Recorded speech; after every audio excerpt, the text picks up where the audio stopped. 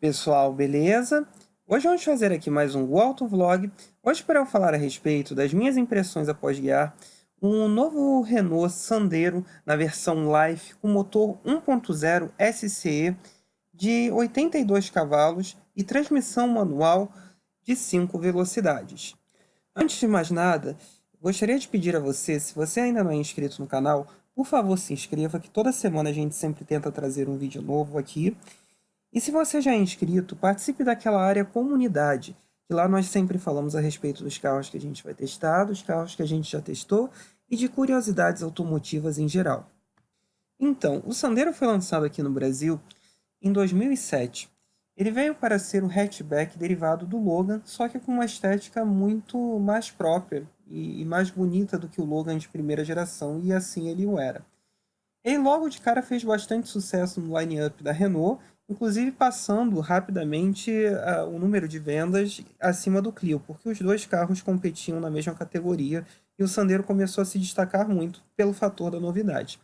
Em 2011 ele recebeu uma reestilização bem de leve, onde ele ganhou um novo para-choque, um novo conjunto de grade que era totalmente fechado, né? E em 2014 chegou a atual geração, que veio totalmente revolucionária, com uma evolução de plataforma e principalmente uma melhora do acabamento interno muito grande.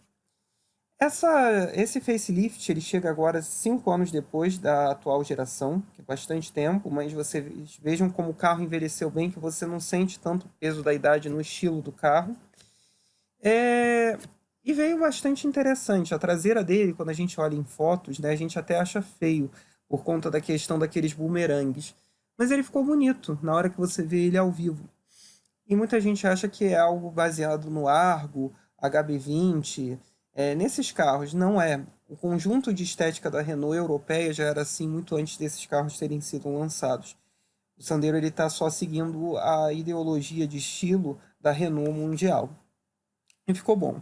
O acabamento interno evoluiu bastante, tá? Você sente uma montagem mais precisa, de melhor qualidade, menos rebarbas. Inclusive, por exemplo, os apoios laterais das portas dianteiras, que não tinham nenhum tipo de revestimento, era tudo plástico, agora tem um revestimento de tecido, que denota uma qualidade maior. Nessa versão Life 1.0 é a mais pelada de todas, né? Ele traz ar-condicionado, direção eletrohidráulica, vidros dianteiros elétricos, travas elétricas e tem a chave de tipo canivete. Não vem nem com computador de bordo, nem rádio. Mas até que ele é relativamente bem gostoso de se conduzir e você até tem como equipar ele. Acho que das faltas mais intensas que ele tem é a questão da falta de regulagem do banco do motorista e também a falta de regulagem da altura da coluna de direção, que as versões Authentic anteriores tinham, né, como opção. Então não havia por que eles retirarem a regulagem de altura do volante. Ele chega numa faixa de preço exatamente no final do último Kwid, né, do Kwid mais completo de todos, que é o Outsider. O Kwid Outsider está ali na faixa dos 45 mil, esse Sandero ele chega ali na faixa dos 47 mil. Imaginem 47 mil reais num carro 1.0 pelado. É dinheiro demais. Mas, levando em consideração que o mercado todo está dessa forma, ele pode ser uma boa opção sim. Primeiro que eles melhoraram a rigidez torcional do carro, o carro ganhou reforços estruturais, que é uma coisa que você percebe logo na hora que você faz uma curva, o carro está mais firme, mais sólido, não dá para explicar. Realmente é uma percepção que você sente muito na direção do carro. Esse motor 1.0 SCE, ele é muito bom, tá? Não que o D4D, que era utilizado anteriormente, fosse ruim, só que o D4D ele tinha uma questão que você tinha que trabalhar ele mais em altos giros, né? Que era um motor mais clássico, com 4 válvulas por cilindro, sem nenhum tipo de variação de comandos nem nada. Já esse SC que é utilizado no Sandero e no Logan, o motor 1000, ele tem comandos de válvulas variáveis na admissão e no escape. Por isso também uma diferença tão grande de potência versus o Kwid. O Kwid tem 70 cavalos, com o mesmo motor só que sem esses comandos, e o Sandero tem 82. O Kwid tem aí por volta de 9 kg de torque, né? 9,5 kg de torque. O Sandero tem quase 11 kg de torque. Isso é um número bastante que a gente tem que chamar muita atenção, esses 11 kg de torque, porque o Sandero e o Logan, né, com esse motor 1.0 SE, entre os 1.0 aspirados, é o segundo em número de torque, né? O que é uma coisa bastante interessante, porque o torque é a força que nós mais utilizamos no uso urbano. Eu vejo muito desses sandeiros trabalhando como Uber, e eu acredito que seja uma opção realmente muito boa, porque a precisão do câmbio melhorou muito, mais macio atualmente. A direção elétrica ela é meio pesadinha, isso é verdade. Ela poderia ser eletrohidráulica. Ela poderia ser mais leve na hora de você fazer manobras, mas ela tem o peso certo na hora que você acelera o carro. Você sente o carro bastante firme na estrada. Uma questão que eu acho que eles erraram é no escalonamento do câmbio do carro.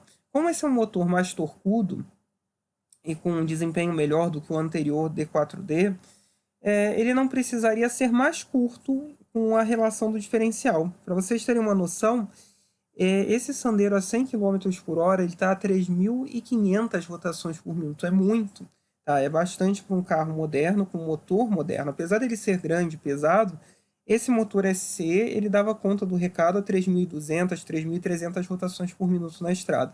Ou então que ele tivesse ganhado o advento da sexta marcha, fato que não ocorreu. Então, assim, ele não é muito barulhento em estrada, apesar da rotação elevada, e o motor ele também não gera muita vibração, né, na hora que você está acelerando o carro. Mas poderia ser mais baixo, inclusive para intensificar ainda mais a economia, porque é um motor bastante econômico, isso a gente tem que deixar citado aqui. Para vocês terem uma noção, no ciclo urbano, com álcool, eu obtive médias de 9 km por litro com o ar-condicionado ligado. Na estrada, eu cheguei a média a 110 km por hora com o ar-condicionado ligado, de 13 km por litro. A 110 km por hora, a gente está aí a cerca de 3.800 rotações por minuto, né? Então, isso denota que o carro é muito econômico, tá? E ele empurra bem. Eu moro numa cidade com muitos altos e baixos, então às vezes você bota uma terceira, quarta marcha num subidão, um ladeirão, ele segura com bastante tranquilidade. Você não sente falta de força em momento algum no motor. É um motor realmente muito bom. E aquela questão dos vazamentos de óleo e tudo mais, eles pararam, né, a partir de 2019, né? Eles pararam de ter esse sumiço do óleo repentino. Então, eu acho que é uma opção de compra interessante dentro da categoria, apesar que eu acho que eu iria com o Polo, tá? Porque o Polo 1.0 ele tá nessa faixa aí já. Antigamente eu achava o Polo caro pra caramba, né? E agora um Sandero tá o preço de um Polo. É meio que absurdo a gente pensar nisso, mas enfim, é uma ótima opção, principalmente se você precisa de espaço interno, porque não existe um hatchback compacto com maior porta-malas e espaço para os ocupantes do que o Sandero. O Sandero ele é perfeito nisso e ele tem uma suavidade de rodar muito boa, entendeu? É um carro confortável para você andar nesse nosso asfalto lunar. Então é bastante interessante. A gente aqui não tem nem como falar de opcionais que o carro não tem nada. Não tem um computador de bordo, ele não tem uma central multimídia, né? Mas na parte dinâmica ele é bastante interessante, ele acaba valendo a pena, entendeu? Por esse preço. Eu acredito que ele merecia ter um câmbio manual de 6 velocidades, né? Para aproveitar ainda mais esse motor. E também os controles de tração e estabilidade que estão só disponíveis nas versões com transmissão do tipo CVT, né? Que aí são versões que ultrapassam 60 mil reais. Mas ele merecia ter isso também, tá bom? Então eu espero que vocês tenham gostado de mais esse vídeo. Curtam, compartilhem, se inscrevam no canal. Se vocês têm alguma dúvida, postem embaixo com o tempo eu vou respondendo. Se vocês querem que eu teste algum carro específico, me informem aí embaixo que eu tento arranjar e falo a respeito das minhas impressões após guiar para vocês. É isso então, pessoal. Valeu!